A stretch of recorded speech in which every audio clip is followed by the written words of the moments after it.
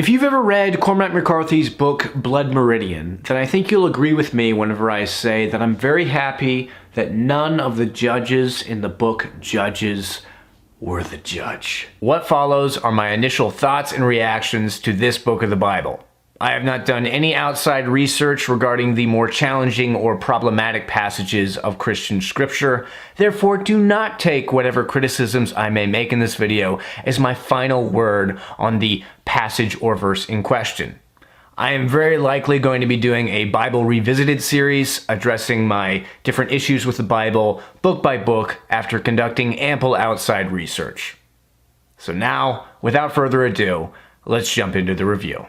Judges is a book in the Bible, in the Old Testament, and it was written possibly by Samuel. We don't know exactly for sure. And basically, Judges is a book documenting how the Israelites betray God, ruin themselves, and then they are saved by a judge who rules over them for a period of time, and then the whole process goes over and over again. Basically, Judges is a lesson in that we learn from history that we do not learn from history. So what did I overall think about Judges? I would say this book in the Old Testament, this book more than any of the other books I've read in the Old Testament so far, it's just almost a collection of stories that would each make their own great individual movie. I really, really liked Judges. I thought it was a really, really great book. There are some passages that are very troubling, but they're not troubling to the character of God. It's more like the Israelites just were kind of savages. There are stories in Judges that are like, whoa, man, this is what happens whenever people live as they see fit. That's a recurring phrase in Judges. It really becomes clear that, yeah, people are savages whenever there is nothing, when they don't really adhere to any higher power. Anyways, ladies and gentlemen, now let's jump into my analysis and review and discussion of the different passages and chapters from the book of Judges that I really thought were compelling and interesting and just fascinating to talk about. First, I'd just like to highlight this one story, the story of Ehud, and I don't know if that's how it's pronounced, but it's E-H-U-D. This is Judges chapter 3, verses 12 through 30. And this story, I'm just going to talk about it real quick. It's just really cool. Literally, Ehud, he assassinates a king, and he does so by saying, I have something very important to tell you. And then he leans closer to the king and says, this is a message from God to you, basically. And then he stabs the king. It's just a really cool story, and I had to point it out. It would be, if you were going to make a Bible movie series or a Bible TV anthology, this would be a story to include. Judges also features one of the more prominent women in the Bible, Deborah. She actually ruled over Israel for a period of time, and the whole chapter 4, I'm not going to go over the whole story, but Deborah and Barak, that story, and how Sisera was their enemy, and how, it's just a cool story. And it ends with Jael, this wife of a Kenite. She kills Sisera, who's kind of the enemy in the story, by, when he goes to sleep, she takes a tent peg and hammers the tent peg through his skull. I don't know, it's a crazy story. And Deborah, as I said, she was instrumental in going after Sisera and all that stuff. Interesting figure in the Bible. One of the few female leaders that's really given any sort of attention in the Old Testament. Also, I've got to touch on Gideon. His story it ranges over, I believe, a couple of different chapters. But his part of Judges, Judges is famous partly because of the story of Samson, but I would argue that Gideon, that whole story, is just as compelling, you could say. It's not quite as miraculous, but it's quite an epic story, quite a tumultuous story. And yeah, I just thought it to be really, really fascinating. Also, I have to talk about the story of Abimelech. This is chapter 9 of Judges. The whole chapter, it's crazy. It starts with Abimelech murdering his 70 brothers, I think. But Jotham, the youngest son, escaped. The whole story, Abimelech, he's ruling over Israel, and he turns on the Israelites because of a whole bunch of problems. Then he gets into a conflict with Gilead and all that sort of stuff. But anyways, long story short, the story ends. I want to read this passage just because it's crazy. This is verse 50 of the same chapter. Next, Abimelech went to Thebez and besieged it and captured it. Inside the city, however, was a strong tower to which all the men and women, all the people of the city fled. They locked themselves in and climbed up on the tower roof. Abimelech went to the tower and stormed it. But as he approached the entrance to the tower to set it on fire, a woman dropped an upper millstone on his head and cracked his skull. Hurriedly, he called to his armor-bearer, "Draw your sword and kill me, so that they can't say a woman killed him." So his servant ran him through, and he died. When the Israelites saw that Abimelech was dead, they went home. Thus God repaid the wickedness that Abimelech had done to his father by murdering his 70 brothers. God also made the men of Shechem pay for all their wickedness. The curse of Jotham, son of Jerubbaal, came on them. It's just an epic story. Like I said, it would be a great movie. This is Judges chapter 11, verses 29 to 40. Then the Spirit of the Lord came upon Jephthah.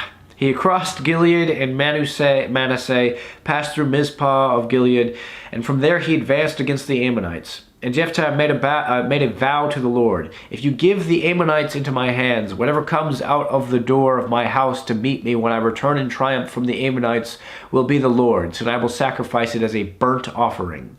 Then Jephthah went over to fight the Ammonites, and the Lord gave them into his hands.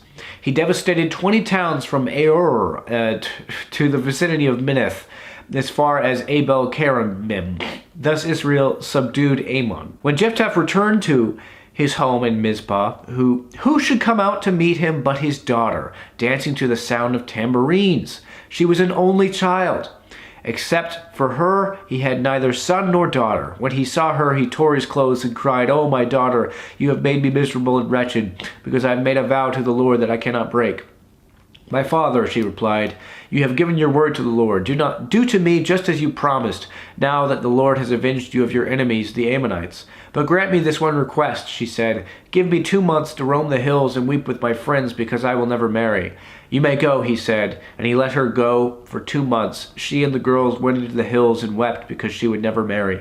After the 2 months, she returned to her father, and he did to her as he had vowed, and she was a virgin. From this comes the Israelite custom that each year the young women of Israel go out for 4 days to commemorate the daughter of Jephthah, the Gileadite. I mean, you could make the argument that God is okay with this vow that Jephthah made, because he made it, he fulfilled, God basically fulfilled his part of the deal. And so now Jephthah has to sacrifice his daughter, which is in conflict with the rest of the Old Testament, which says that child sacrifice is wrong. I'm conflicted by the passage. Because on the one hand, it's like why wouldn't God just say, "No, you don't vow your daughter to me. Don't wager her life." If he didn't want Jephthah to sacrifice his daughter, then why did he give the Ammonites into his hands? I don't know. I have a problem with the passage. If anyone has some illuminating knowledge as to the meaning of this passage that I may not be seeing, please leave whatever comment or explanation you have in the comment section below. Here you could argue there's one of the history's occurrences of the femme fatale, Delilah. She seduces Samson, gets his secrets, ends up leading to his death. They made a movie a couple years ago. It was okay. It should have been rated R, and it should have had a bigger budget, but it was okay. But I've always thought Samson could be the greatest movie ever. And it would need to be rated R because there's so much violence. Samson's basically a superhero. I mean, he ties foxes together by their tails. He kills. I can't remember if he uses a donkey. I think he uses a donkey jawbone and kills 1,000 men. It needs a Mel Gibson or somebody to put it on screen in the proper way, because it's just such an epic story. And there's a lot you can learn from it. Don't be seduced. Don't lash out at people. Don't be rash in your judgments. This is Judges chapter 15, verse 16. This is just epic. Then Samson said, "With a donkey's jawbone I have made donkeys of them. With a donkey's jawbone I have killed 1,000 men." Come on, Hollywood, make like a really terrific adaptation of this story. That's what I want to see. Now, in the latter chapters of Judges, this is where I really see the message of Judges come through. And I think it's quite a significant, very powerful message. In those days, Israel had no king. Everyone did as he saw fit. That whole statement is repeated several times throughout the book of Judges. And in Judges chapters 19, 20, and 21, that becomes very apparent because the Israelites proved to be total savages. So in Judges chapter 19, this Levite, he's not given a name, and his concubine, basically, they're traveling, and they meet a man in Gibeah, and this is where the Benjaminites tribe of the Israelites is located.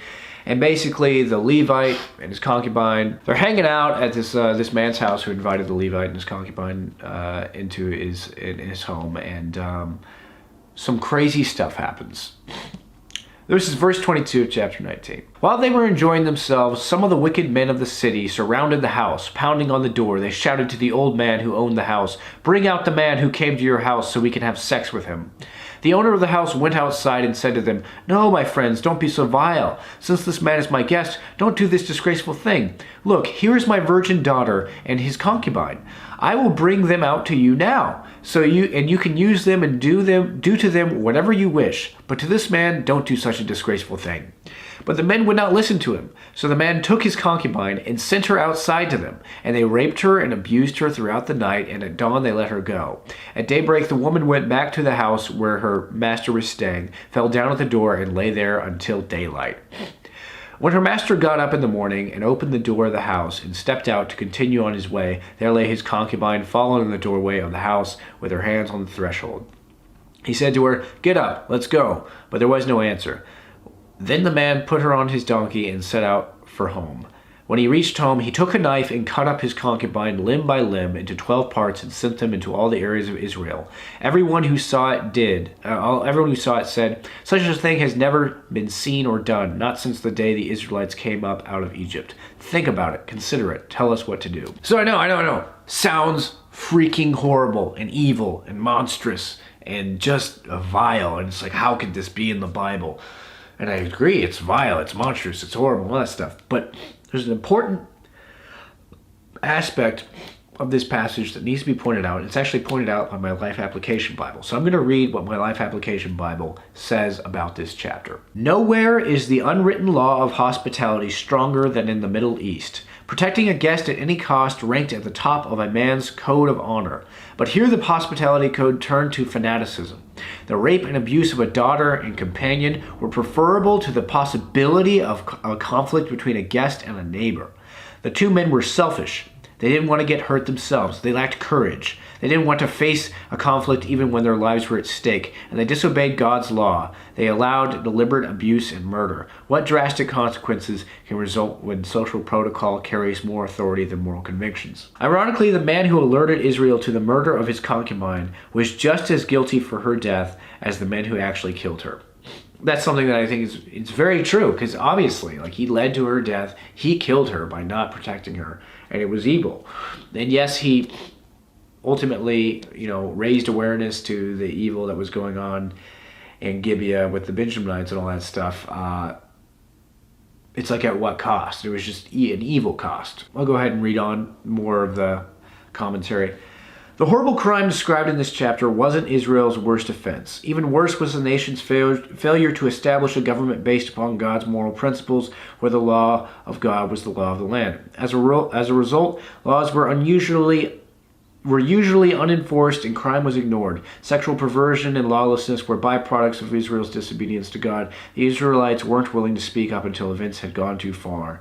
Whenever we get away from God and His Word, all sorts of evil can follow. Our drifting away from God may be slow and almost imperceptible, with the ultimate results affecting a future generation.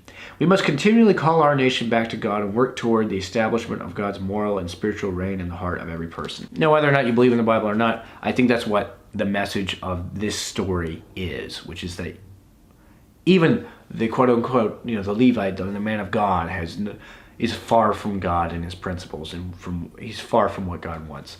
I feel like that's a big part of the meaning, or at least what you can get out of chapter 19 of Judges. Chapter 20 of Judges involves basically civil war among the Israelites. The Israelites fight the Benjamites, basically wipe them out. God delivers the Benjamites into their hands, and it's a slaughter, basically. Now we get to chapter 21 of Judges, and I'm going to read this entire chapter because I think it's important, particularly just because the closing line of this chapter is so impactful, and I think it really drives home the central message of Judges in a really big way. This is chapter 21, and mind you, this is after the Israelites have defeated the Benjamites. The men of Israel had taken an oath at Mizpah. Not one of us will give his daughter in marriage to a Benjamite.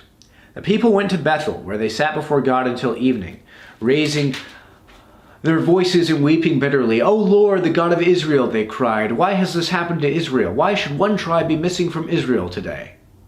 Early the next day, the people built an altar and presented burnt offerings and fellowship offerings. Then the Israelites asked, "Who from all the tribes of Israel has failed to assemble before the Lord?" For they had taken a solemn oath that anyone who failed to assemble before the Lord at Mizpah should certainly be put to death. Now the Israelites grieved for their brothers, the Benjamites. "Today one tribe is cut off from Israel," they said. "How can we provide wives for those who are left, since we have taken an oath by the Lord not to give them any of our daughters in marriage?" Then they asked, "Which one of the tribes of Israel failed to assemble before the Lord at Mizpah?" They discovered that no one from Jabesh Gilead had come to the camp for the assembly. For when they counted the people, they found that none of the people of Jabesh Gilead were there. So the assembly sent 12,000 fighting men with instructions to go to Jabesh Gilead and put to the sword those living there, including the women and children. "This is what you are to do," they said. "Kill every male and every woman who is not a virgin." They found among the people living in Jabesh Gilead 400 young women who had never slept with a man, and they took them to the camp at Shiloh in Canaan. Then the whole assembly sent an offer of peace to the Benjamites at the rock of Rimmon. So the Benjamites returned at that time and were given the women of Jabesh Gilead who had been spared. But there were not enough for all of them. The people grieved for Benjamin because the Lord had made a gap in the tribes of Israel. And the elders of the assembly said, "With the women of Benjamin destroyed, how shall we provide wives for the men who are left? The Benjamite survivors must have heirs," they said, "so that a tribe of Israel will not be wiped out. We can't give them our daughters as wives, since we Israelites have taken this oath. Cursed be anyone who gives a wife to a Benjamite. But look, there is the annual festival of the Lord in Shiloh, to the north of Bethel, and east of the road that goes from Bethel to Shechem, and to the south of Lebonah." So they instructed the Benjamites, saying, "Go and hide in the vineyards and watch. When the girls of Shiloh come out to join in the dancing, then rush from the vineyards, and each of you seize a wife from the girls of Shiloh and go to the land of Benjamin. When their fathers or brothers complain to us, we will say to them, 'Do us a kindness by helping them, because we did not get wives for them during the war, and you are innocent since you did not give your daughters to them.'" So that is what the Benjamites did. While the girls were dancing, each man caught one and carried her off to be his wife. Then they returned to their inheritance and rebuilt the towns and settled in them. At that time the Israelites left that place and went home to their tribes and clans, each to his own inheritance. In those days Israel had no king. Everyone did as he saw fit. See what I mean? That last line was just basically like, yeah, this is what people do whenever they just do as they please. I mean, I think that's like the devil's motto, do as you please. And here it's, everyone did as they saw fit. And so kidnapping women and making them your wives, Israelites didn't seem to have much of a problem with that. The whole slaughtering a whole another one of their tribes simply because they didn't show up, they didn't seem to have a problem with that. Everyone did as they saw fit, and there was no king. And yeah, that's what I think the ultimate message of Judges is that when you adopt that ideology of my way is the highway, you can do whatever you want to do, I'll do whatever I want to do. There is no God, there is no moral law, morality is just a delusion, right and wrong is not even real.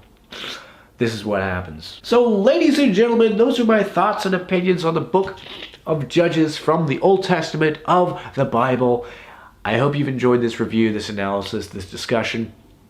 And now I'm going to leave it up to you guys. If you have read the book of Judges, please, in the comment section below, leave any comments, questions, ideas you have. Leave them in the comment section below and let me know what you thought of Judges. And as always, ladies and gentlemen, if you like this video, please like it and subscribe. Tell your friends about the channel. And never forget to